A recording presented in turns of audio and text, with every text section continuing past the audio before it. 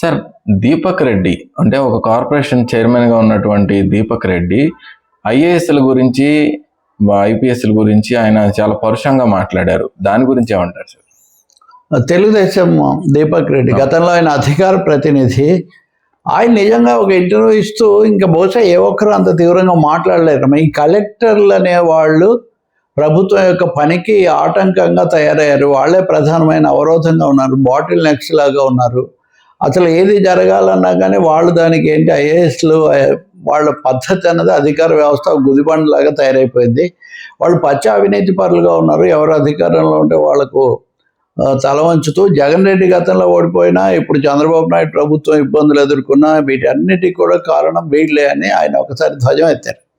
సరే, ఐఏఎస్లు ఐపీఎస్లు తెలుగు రాష్ట్రాల్లో వివాదంగా ఉన్నారు. కొంతమంది గత ప్రభుత్వాల్లో ఉండి తొలగించబడిన వాళ్ళు, విచారణ ఎదుర్కొంటున్న వాళ్ళు, జైళ్ళలో ఉన్న వాళ్ళు చాలామంది ఉన్నారు. అలాగే నాయకుల బెదిరింపులు కూడా, మేము వచ్చిన తర్వాత చూసుకుంటామని అక్కడ జగన్మోహన్ రెడ్డి అయినా, నిన్న హరీష్ రావు కూడా తెలంగాణలో. కానీ ఇది ఒక సమస్య ఉంది. మూడవది, నిజంగానే ప్రభుత్వాలు మారుతుంటాయి, ముఖ్యమంత్రులు వీళ్ళు మారిపోతుంటారేమో, కానీ ఈ అధికారులు మటుకు అలాగే స్థిరోభావాన్ని ఉంటారు. కాబట్టి మేము చాలా కీలకమైన పద్ధతి వాళ్ళకు ఉంది, వాళ్ళ వల్లనే ఇవన్నీ జరుగుతున్నాయని చెప్పేటటువంటి వర్గాలు కూడా అధికార పీఠాల్లో కనిపిస్తుంటారు. ఇవన్నీ ఒక ఎత్తు అయితే, దీపక్ రెడ్డి ఇప్పుడు ఒక ఇంటర్వ్యూలో చాలా వివరంగా ఏదో పైన చెప్పడం కాదు, దాన్ని ఆయన తన స్వానుభవాన్నే ఉదాహరణగా చెప్పారు. నన్ను కార్పొరేషన్ చైర్మన్గా నియమించి 14 నెలలు అయింది. 14 నెలలు అయితే ఇంతవరకు నాకు జీతమే వేయలేదు. జీతం వేయకపోతే పర్లేదు, ఈ విషయం నాకు ఆర్థికంగా అంత నేను దుస్థితిలో లేను. కానీ 14 నెలలు వేయకపోవటం ఏంటి?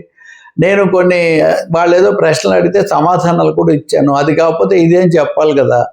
ఇంత తీవ్రంగా ఉంటే ఇట్లా అన్ని కలెక్టర్ల దగ్గరికి, ఐఏఎస్ల దగ్గరికి వచ్చి ఆగిపోతున్నాయి అని 1-4 సార్లు ఆయన ఎన్ని రకాలుగా అటు ఇటు తిప్పడిగినా చెప్తున్నాడు. నిజంగా ఇది తీవ్రమైన విషయం. దీపక్ రెడ్డికి అసంతృప్తి ఉంటే నిజంగా పార్టీలో ఎందుకు చెప్పలేదు అనేది ఒకటైతే, ఆయన బహిరంగ చర్చలు ఇంటర్వ్యూలలో చెప్పడం ఎందుకు? వాస్తవంగా ప్రభుత్వంలో ఈ మాట చెప్పాలి. అలాగే ఫిర్యాదుదారులు గత అధికారుల మీద ఇప్పుడు ఉదాహరణకు ప్రవీణ్ ప్రకాష్ ఉన్నాడు. ఆయన జగన్ హయాంలో చాలా చక్రం తిప్పాడు. తర్వాత వీఆర్ఎస్ మీద వెళ్ళారు. తర్వాత తెలుగుదేశం అనుకూలమైన ఛానళ్ళకి ఇంటర్వ్యూ ఇచ్చారు. ఇస్తూ నేను వీఆర్ఎస్ ఫలానా కారణాల వల్ల తీసుకున్నాను, ఒకే తప్పు చేశాను అన్నారు. ఇప్పుడు తాజాగా ఆయన ఇంకొక వీడియో చేశారు, నేను వీఆర్ఎస్ వెనక్కు తీసుకుంటానంటే ప్రభుత్వం నన్ను అనుమతించలేదు అని. సో ఐఏఎస్ల మీద ఒక పెద్ద దుమారం అయితే భారీ ఎత్తున జరుగుతుంది.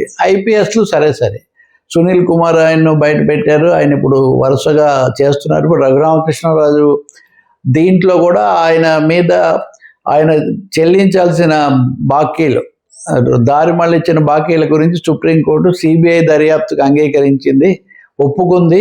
కాబట్టి ఆయన వెంటనే రాజీనామా చేయాలి. నన్ను పక్కన పెట్టారు కదా, సరే రాజీనామా కాదు పక్కన పెట్టాలి పదవి నుంచి. నన్ను పెట్టారు, ఆయన ఎందుకు పెట్టలేదని. నేను ఈ ఉదాహరణలు ఎందుకు ఇస్తున్నానంటే, ఐఏఎస్లు ఐపీఎస్ల గురించి ఇవన్నీ నడుస్తున్నాయి. ఇలాంటి సమయంలో అధికార పార్టీ ప్రతినిధిగా పనిచేసి కార్పొరేషన్ చైర్మన్గా ఉన్న వ్యక్తి ఇంత తీవ్ర స్థాయిలో ధ్వజం ఎత్తడం. చంద్రబాబు నాయుడు కూడా కలెక్టర్ల సమావేశంలో నాకు సంతృప్తిగా లేదు అని, ముగింపులో కూడా నాకు సంతృప్తిగా లేదు, ఆ విషయం చెప్తున్నానంట. ఇవన్నీ ఒకచోటి చేరుతున్నాయి. కానీ దీపక్ రెడ్డి అందుకే అసంతృప్తి వెలిబుచ్చాడు. వ్యక్తిగతమైన అంశం కాదు ఇది. ఈ ఐరన్ కర్టన్ అని రాజకీయ నాయకులకు వీళ్ళే నేర్పిస్తున్నారని చెప్పేవాళ్ళు కొంతమంది అయితే, రాజకీయ నాయకుల ఒత్తిళ్ళ వాళ్ళే ఇలా అయిపోతున్నారు, పైగా వీళ్ళ వల్ల మంచి వాళ్ళకు కూడా చెడ్డ పేరు వస్తుంది అనే వాదనలన్నీ ఉన్నాయి. ఇటువంటి అప్పుడు అధికార కూటమి కాదు, అధికార పార్టీకి సంబంధించి ఇలా చెప్పడం తీవ్రమైంది. కానీ దీపక్ రెడ్డి గతంలో కూడా ఒకటి వివాదాల్లో ఉన్నారు. ముఖ్యంగా మన ఇండిగో ఇది వచ్చినప్పుడు, ఆగిపోయే విమానాలు, ఆ సమస్య వచ్చినప్పుడు దీపక్ రెడ్డి రిపబ్లిక్ టీవీలో కొంచెం ఆవేశంగా మాట్లాడారు. మంత్రి లోకేష్ దీన్ని సమీక్షిస్తున్నారు, వార్ రూమ్లో చూస్తున్నారని ఆయన అంటే, దాన్ని అవకాశంగా తీసుకొని అర్నబ్ గోస్వామి తీవ్రంగా రెచ్చిపోయారు. మంత్రి ఆయన అయితే ఈయన ఎలా చూస్తాడు, ఈయనకేం సంబంధం అని. దాన్ని సరిదిద్దుకోకపోగా దీపక్ రెడ్డి మళ్ళీ ఇంకొక ఇంటర్వ్యూకి వచ్చి వేరే ఛానల్లో ఎదురుదాడి చేశారు. సో చంద్రబాబు నాయుడు దాని మీద అసంతృప్తి వెలిబుచ్చి, ఇలా మాట్లాడి ఉండకూడదు, అసలు అధికార ప్రతినిధులు అనవసరంగా ఎందుకు మాట్లాడుతున్నారు, ఇండిగో విషయంలో మీరు మాట్లాడకండి అని మారుటోరియం కూడా ఆయన ప్రకటించారు. ఇప్పుడు 2-3 కొత్త విమాన కంపెనీలు వస్తున్నాయని మంత్రి రామ్మోహన్ నాయుడు చెప్తున్నారు. నేను చెప్తున్న వీటి అన్నింటిలో మరి అలాంటి అసంతృప్తులు ఏమన్నా పనిచేసాయా? అంతకు ముందు కూడా బహుశా ఈయనే అనుకుంటాను, మా పార్టీ వ్యవహారాలు ఏం బాగాలేవు, నాకైతే ఒక్కోసారి ఈ పదవికి రాజీనామా చేసి వెళ్ళి పార్టీని చక్కదిద్దాలనిపిస్తుంది ఇలా కూడా అన్నారు.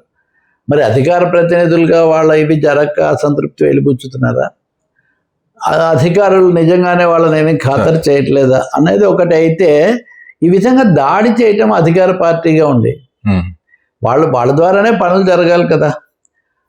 తప్పులుంటే చర్యలు తీసుకోవచ్చు, విచారించవచ్చు, ప్రక్షాళన చేయొచ్చు. కానీ ఒక ఉన్నట్టుండి వాళ్ళ మీద దాడికి దిగటం మనకు కొంచెం అధికారులను కూడా దిగ్భ్రాంతికి గురి చేస్తుంది. బహుశా దీపక్ రెడ్డి మీద ముఖ్యమంత్రి మళ్ళీ అక్షింతలు వేయటమో చర్యలు తీసుకోవడమో జరిగినా నేనేం ఆశ్చర్యపోను. లేదా ఆయన ముందు నుంచి సమస్య తెస్తున్నారా? ఆయన కూడా అసంతృప్తి వెలిబుచ్చారు కదా, మనకు కొద్ది రోజుల్లో తెలుస్తుంది. బట్ మనకు వ్యవస్థాగతమైన అంశాలు ముఖ్యం వీటన్నిటికంటే.